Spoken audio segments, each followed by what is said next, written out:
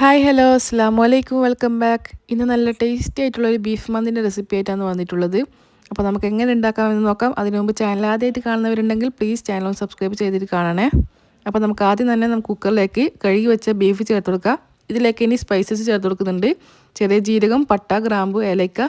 പിന്നെ ഇതിൻ്റെ കൂടെ തന്നെ ചെറുതായിട്ട് തന്നെ ക്യാപ്സിക്കം ചേർത്ത് കൊടുക്കുക. പിന്നെ മല്ലിയില കൂടി ചേർത്ത് കൊടുക്കുന്നുണ്ട്.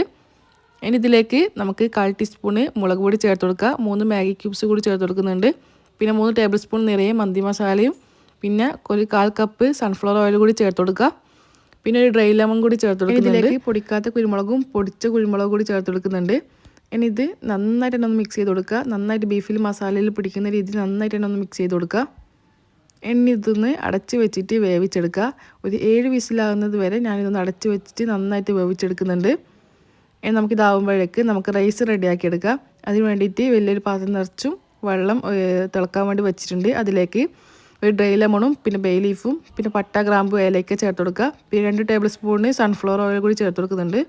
പിന്നെ ആവശ്യത്തിലുള്ള ഉപ്പും കൂടി ഇട്ടതിന് ശേഷം നന്നായിട്ട് തിളച്ച് വന്നതിനാൽ കഴുകി വെച്ച ബസ്മതി റൈസ് കൂടി ചേർത്ത് കൊടുക്കുക. ഇനി ഇതൊന്ന് 10 മിനിറ്റ് നന്നായിട്ട് വെന്ത് വരട്ടെ. അങ്ങനെ നമ്മളെ ബീഫിൽ ഇവിടെ നന്നായിട്ട് വെന്ത് വന്നിട്ടുണ്ട്. അങ്ങനെ മസാല റെഡി ആയിട്ടുണ്ട്. നമുക്ക് അപ്പോഴേക്ക് തന്നെ റൈസും കൂടി ഇവിടെ 3/4 ഭാഗം വെന്തിട്ടുണ്ട്. ഇനി നമുക്ക് ഇതിൻ്റെ വെള്ളമെല്ലാം ഒന്ന് പോകാൻ വേണ്ടിയിട്ട് വേറൊരു അരിപ്പ പാത്രത്തിലേക്ക് ഊറ്റിയെടുക്കാം. ഇനി നമുക്ക് വേറൊരു പാത്രം വെച്ച് അതിലേക്ക് ഈ റൈസിൽ നിന്ന് പകുതി റൈസോളം ഇതിലേക്ക് ചേർത്ത് കൊടുക്കുക. ഇനി ഇതിൻ്റെ മേലേക്ക് നമ്മൾ റെഡിയാക്കി വെച്ച മസാലയിലെ ബീഫ് മുഴുവനും ഇതിൻ്റെ മേലേക്ക് ഇട്ട് കൊടുക്കുക. ഇനി ബാക്കി വന്ന റൈസ് കൂടി ഇതിൻ്റെ മേലേക്ക് ഇട്ട് കൊടുക്കുന്നുണ്ട്. ഇനി നമ്മളെ മസാലയിൽ കുറച്ച് ബാക്കിയുണ്ടായ മസാല ഇതിൻ്റെ മേലേക്ക് ഒന്ന് ഇട്ട് കൊടുക്കുക. അപ്പോൾ നല്ല ഫ്ലേവർ ഉണ്ടാവും. ഇനി നമുക്ക് ഇഷ്ടമുള്ളത്ര മുളക് കൂടി ചേർത്ത് കൊടുക്കുക.